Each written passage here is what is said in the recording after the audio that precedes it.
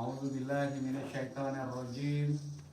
Bismillahirrahmanirrahim.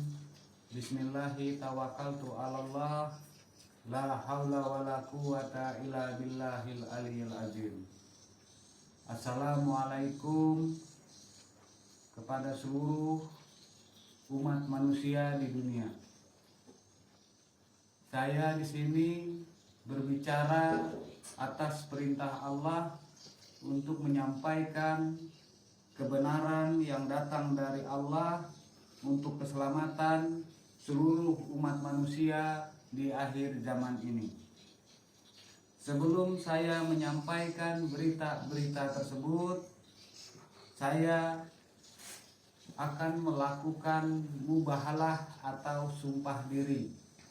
Ini untuk memastikan dan meyakinkan khususnya diri saya pribadi bahwa apapun yang saya bicarakan dan apapun yang saya sampaikan ini semata-mata adalah perintah dan petunjuk yang datang dari Allah. Untuk melakukan mubahalah atau sumpah diri ini, saya berharap dan bermohon kepada salah satu dari yang hadir bersedia meletakkan Al-Quran di atas kepala saya. Sebelum kita mulai, sama-sama kita perhatikan, sama-sama kita lihat bahwa yang saya pegang ini adalah Al-Quranul Karim yang menjadi mukjizat terbesar Rasulullah Muhammad SAW di akhir zaman. Sesungguhnya tidak ada keraguan di dalam kitab ini.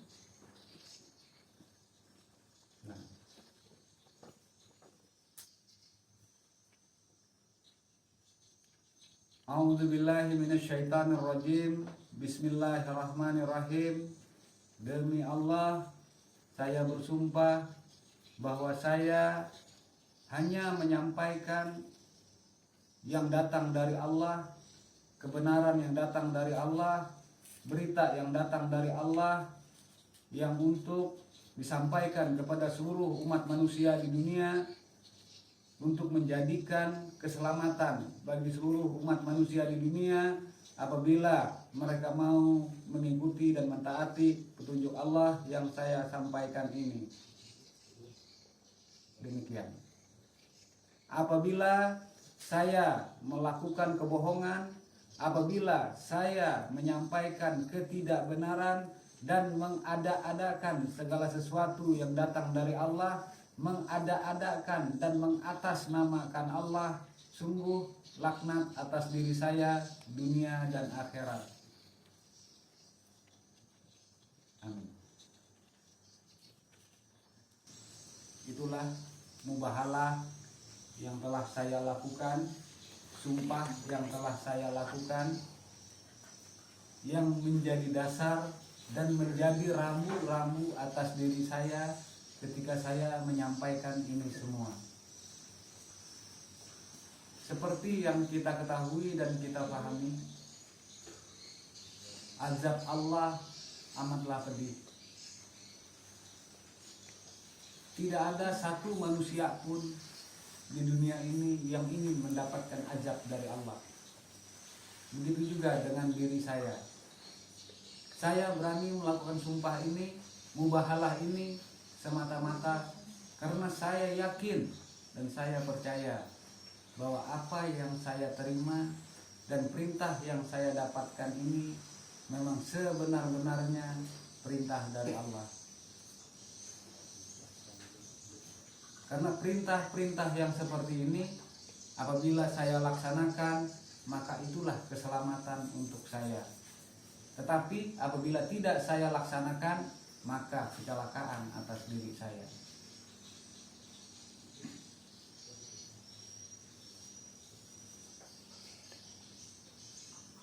Baiklah, kita mulai. Saya tidak mengatakan diri saya seorang ulama. Saya juga tidak mengatakan diri saya orang yang berilmu. Saya juga tidak mengatakan diri saya ini Imam Mahdi. Saya juga tidak mengatakan diri saya ini Satrio Piningit. Dan saya juga tidak mengatakan diri saya ini adalah Ratu Adil. Dan saya demi Allah berlepas diri dari pengakuan diri yang seperti itu. Karena semua yang saya kerjakan ini hanyalah karena Allah dan atas perintah Allah.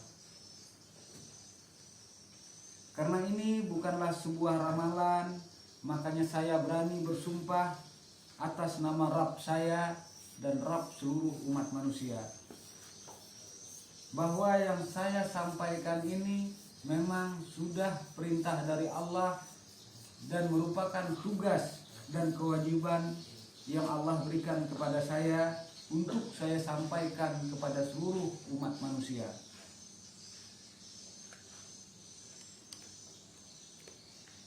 Tugas dan perintah ini terjadi pada diri saya, baik itu terjadi lewat perjalanan mimpi yang pernah saya alami, perjalanan ruh yang pernah saya alami, pembaiatan ruh dan jasad yang pernah saya alami, yang dilakukan oleh 4 sahabat Rasulullah Muhammad Sallallahu Alaihi Wasallam di atas bukit Jabal Rahmah.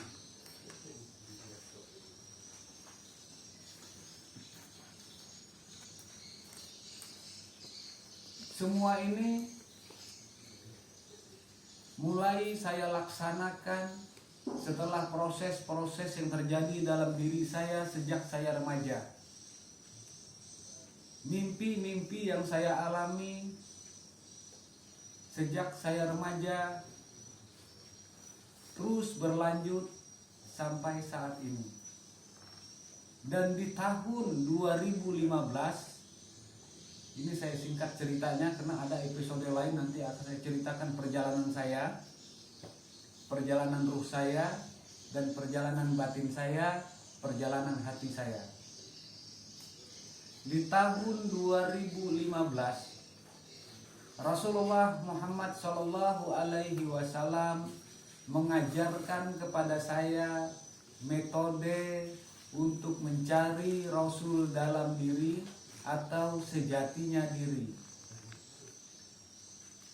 Metode itu menurut Rasulullah Muhammad Sallallahu Alaihi Wasallam adalah metode yang dilakukan oleh Ahmad ibni Abdillah sampai beliau bertemu dengan Rasulullah Muhammad Sallallahu Alaihi Wasallam di dalam dirinya. Ketika saya melaksanakan metode tersebut dan saya kemudian menemukan Rasul dalam diri saya. Metode itu juga yang kemudian saya ajarkan kepada anak dan istri saya semuanya. Dan alhamdulillah mereka semua mendapatkan Rasul dalam diri.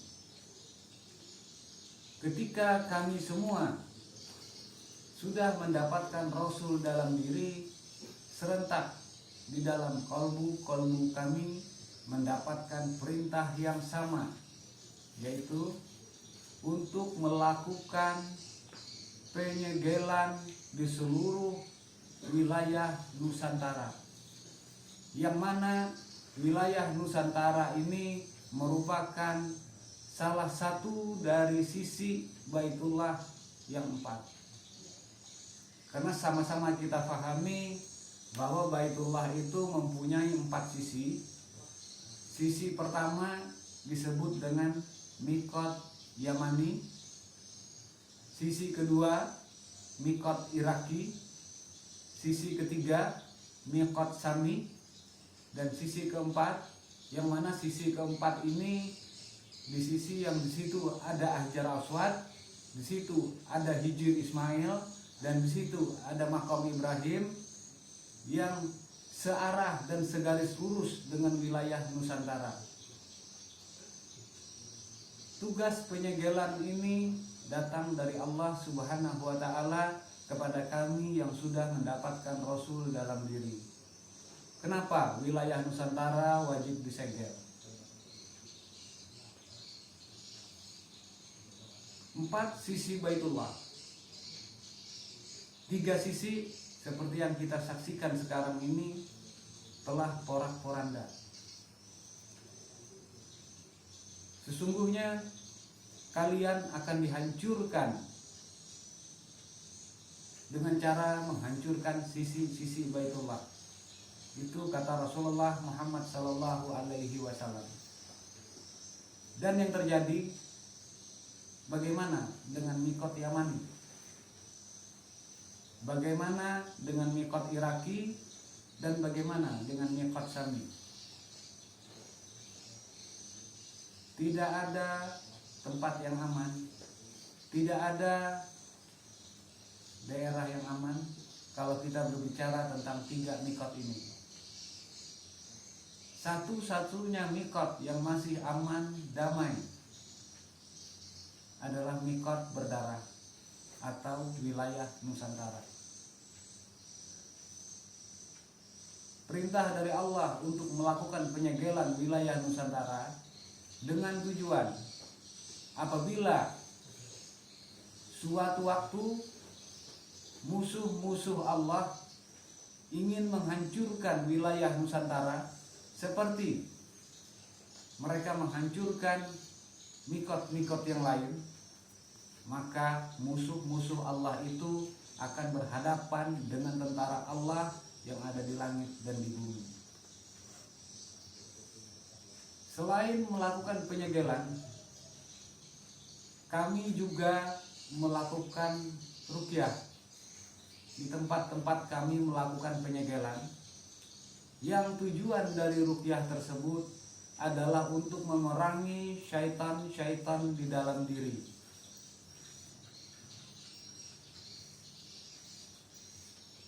Karena dengan cara memerangi syaitan-syaitan di dalam diri itulah manusia bisa menemukan jalan kebenaran dalam hidupnya.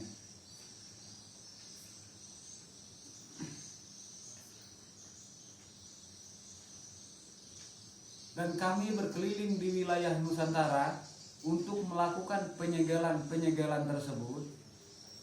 Tidak bisa kami laksanakan sekaligus karena terbentur oleh dana dan biaya, yang mana dana dan biaya untuk perjalanan antar provinsi, antar pulau, antar daerah bukanlah dana yang sedikit.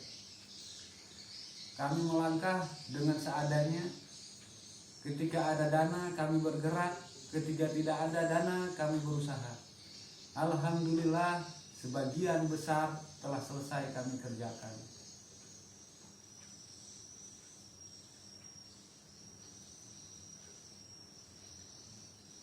Seiring dengan hampir selesainya tugas-tugas yang kami lakukan itu, datanglah perintah Allah Subhanahu wa ta'ala ke dalam kalbu-kalbu kami semua yang terlibat di dalam penyegelan tersebut untuk menyampaikan hal ini kepada seluruh umat manusia di dunia.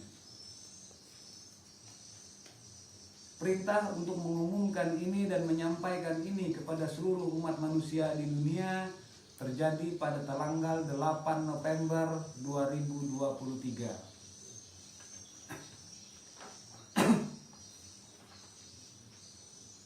Adapun perintah Allah tersebut saya katakan dengan sebenar-benarnya dan seasli-aslinya yang kami terima. Bunyinya begini: wahai kekasihku, beritahukanlah jati dirimu dan keberadaanmu dan tugas-tugasmu yang telah aku perintahkan kepadamu.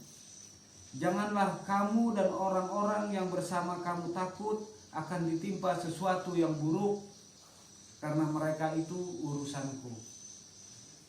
Itulah bunyi perintah dari Allah kepada kami yang sebenar-benarnya. Itu juga yang menjadi alasan saya berbicara seperti sekarang ini. Sekali lagi, demi Allah bahwa saya tidak mengada-ada dalam hal ini. Demikianlah yang bisa saya sampaikan pada saat ini. Sekurang-kurangnya semua itu datang dari saya, dan kalaupun ini semua membawa kebaikan bagi kita semua, maka itu adalah kasih sayang dari Allah. Akhir kata, Maha Suci Allah, keselamatan atas seluruh Rasul dan keselamatan atas kita semua. Assalamualaikum.